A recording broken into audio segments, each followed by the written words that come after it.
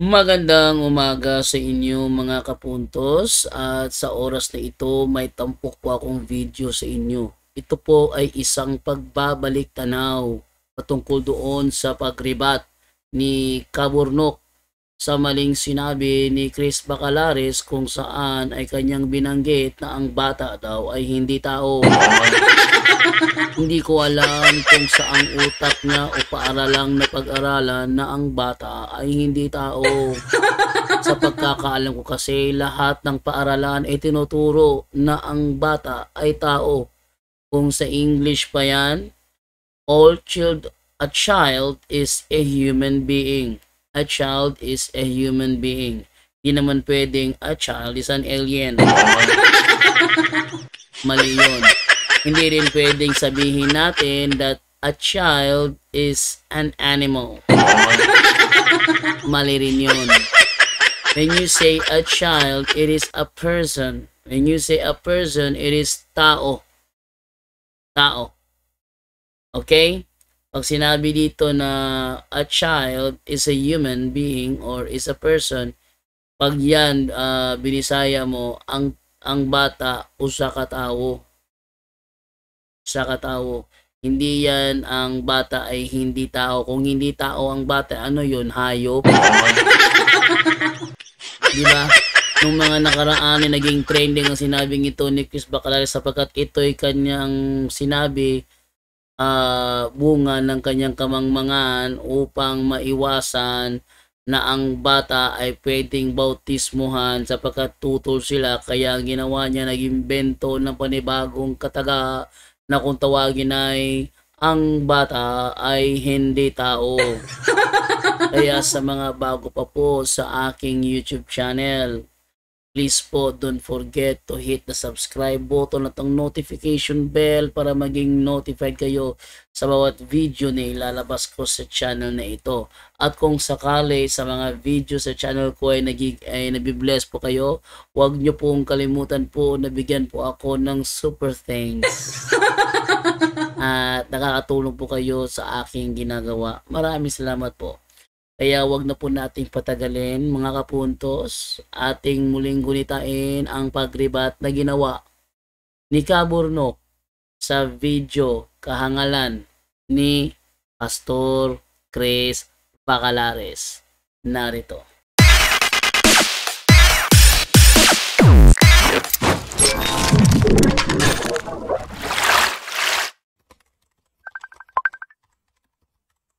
Magandang araw mga kabatid and welcome na naman sa isang episode ng Factbusters PH.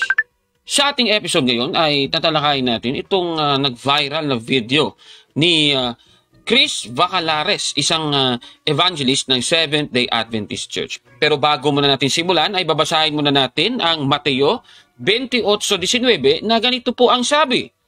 Kaya't humayo kayo, gawin ninyong alagad ko ang mga tao sa lahat ng mga bansa.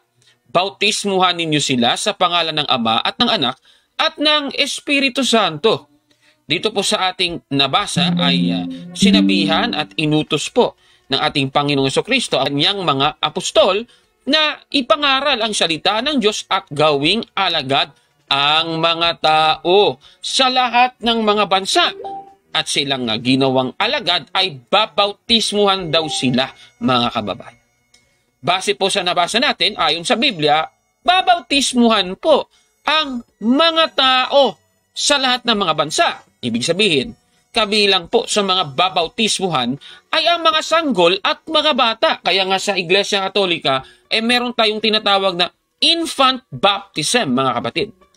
Pero siyempre, yung mga taga Seventh-day Adventist Church, tutol sila sa doktrinang ito ng Iglesia Katolika. Siyempre, para patunayan daw ang kanilang claim na mali daw ang Katoliko, panoorin naman natin yung pahayag ng pastor ng Seventh-day Adventist Church na si Chris Bacalares ng Pangutana Pastor. Grabe talaga itong pastor nito, ano? O sige, para tutulan ang infant baptism. Ano ba ang pahayag niyang kakaiba, mga kabatid? O ito, panoorin natin. Mula akong pangutan na karon, ang bata ba tao, yes or no? Ang bata dili tao kun dili bata. Sunod, yes. Ang tubag, yes. Okay. Yes, bata, anong bata tao? Ang tubag mo, yes? Mo yung tubag? Ang bata, dili tao, yes. Bata siya. So, kumiyon ka nga, ang bata tao ba? So, ako answer na, no. Aba, grabe naman itong pahayag ng pastor nito, mga kababayan. Ayon sa kanya, hindi raw tao ang mga bata. Aba, grabe naman talaga. Naalala ko tuloy yung meme na ito eh. Grabe naman itong SDA evangelist na pastor na ito. Tanong, totoo ba ang kanyang pahayag na ito, mga kababayan, para ma-defend lang ang claim niya na mali ang mga Katoliko sa pagbautismo sa mga bata at sanggol? Sige nga, tingnan niya natin. Kung ang mga bata ay hindi tao, mga kababayan, ibig sabihin, yung mga biik, hindi rin ba lababoy yun?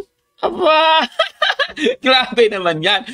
Kaya, kung susundan ang argumento ni Chris Bacalares na kung ang mga bata hindi tao, lalabas, yung mga biik ay hindi rin baboy, pwede palang kainin ang lechon de leche dahil ang biik na niluto ay hindi po baboy, mga kababayan.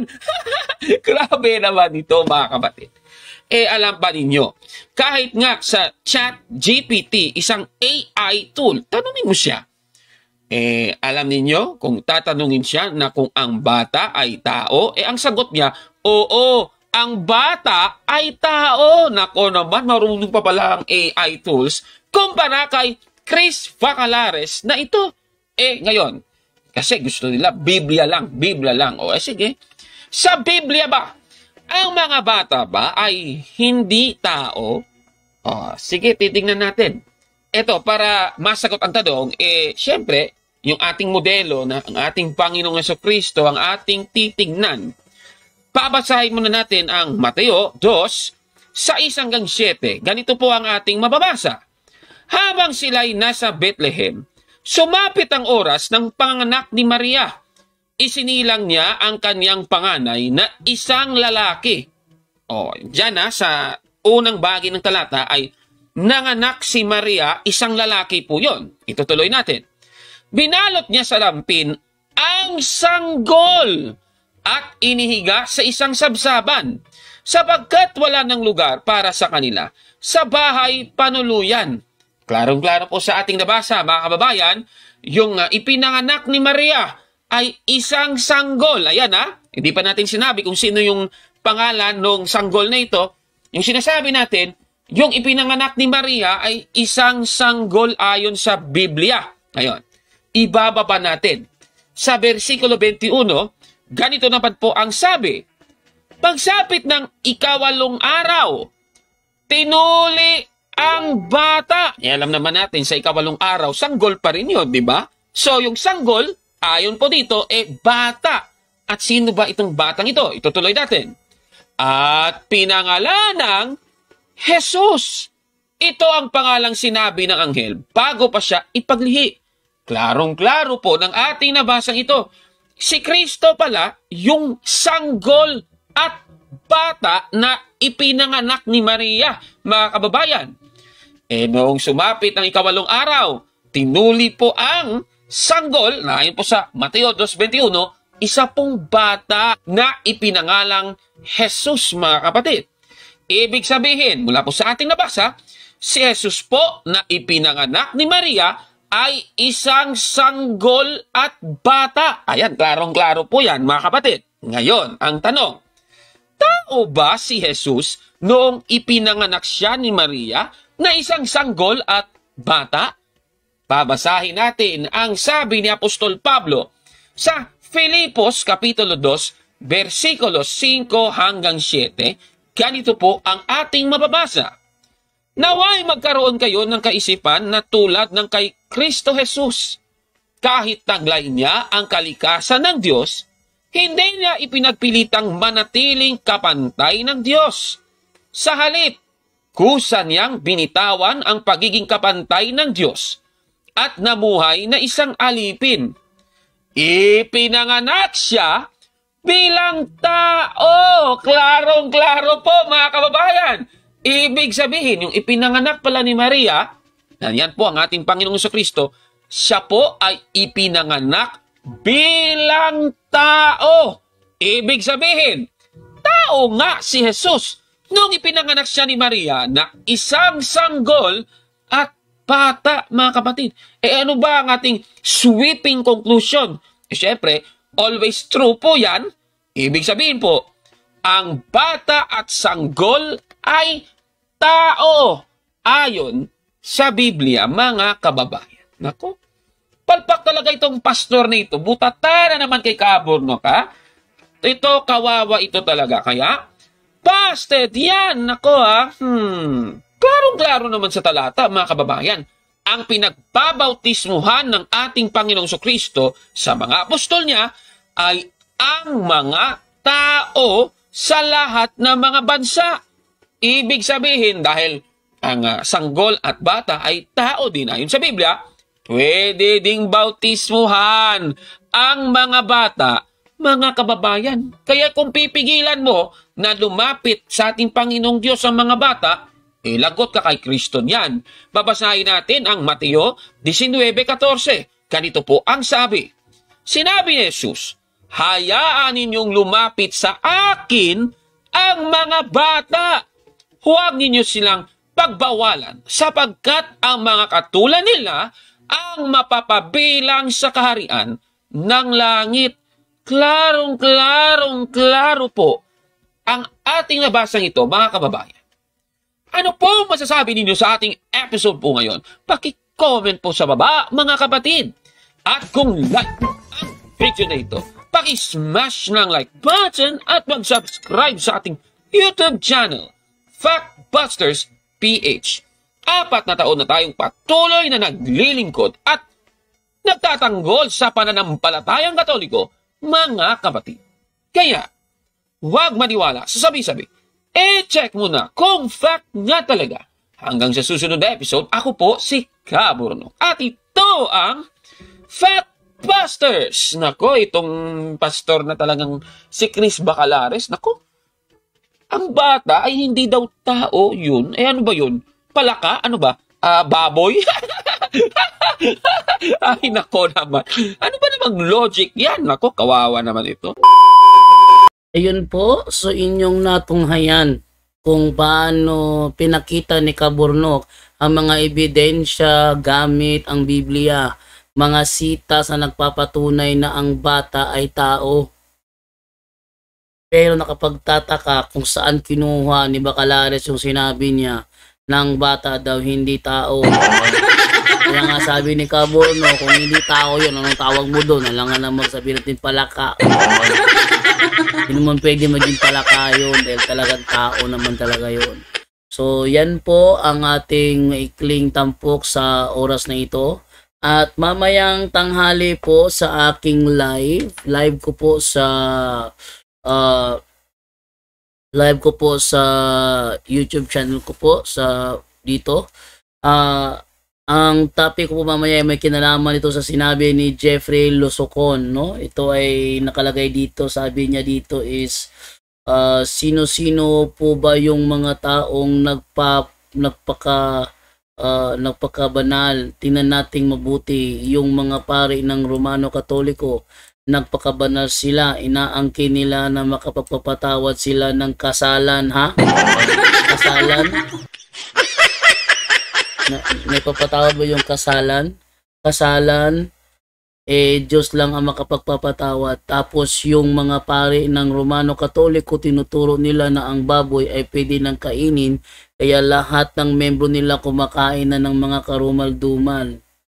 Kaya ang sabi ng Diyos sa Book of Isaiah sa 17 hahatulan niya ng apoy na espada ang lahat ng magpapakabanal at yung kumakain ng baboy, karumal-dumal, lalo ng baboy at daga.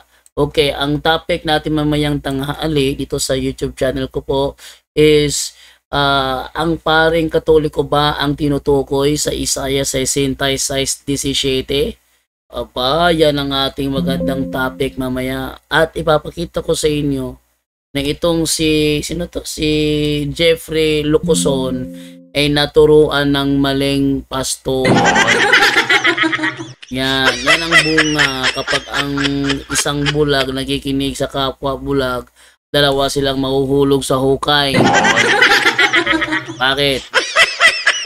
Sa panahong isulat ng Isaiah 66, wala namang Romano Katoliko noon. Wala. At saka, hindi naman sinasabi na yung Isaiah 66 mangyayari yon sa katapusan ng mundo. Sinabing ganun. Kaya yun ay isang magandang topic para mamaya at nawa tumawag itong si Jeffrey Lusocon. Ako ay nag-friend request sa kanya. Nag-chat pa sa kanya. Nawa mag-respond siya kung talagang lalaban ito sa isang live talakayan. So mamaya pong alas 10 ng umaga po yan. Tune in lang po kayo at huwag niyo pong kalimutan kung nagugustuhan niyo po ang mga video ko sa YouTube channel ko. Please po don't forget to hit the subscribe button at ang notification bell para maging notified kayo sa bawat video na ilalabas ko sa channel kong ito. Kaya sa mga gustong makatulong sa aking ginagawa, pwede po kayo magbigay sa akin ng super thanks. Click niyo po yung super thanks po. Nandiyan po dyan sa baba. Click po yung super thanks. At kung nagla-live naman po ako mamaya, magla-live po ako mamaya mga alas 10 ng umaga, is pakiclick din po yung super chat para madali po mapansin yung inyong mga chats. Okay, maraming salamat po at hindi ko na po masyadong pahabain pa dahil kailangan po ako pong i-prepare yung ating i-upload mamayang mga alas 6 ng hapon. So, abangan nyo na lamang po mamayang alas 10 ng umaga. Ang topic ko is ang Romano Katolikong mga pari ba ang tinutukoy sa Isaiah 66:17. Maraming salamat po and bye-bye.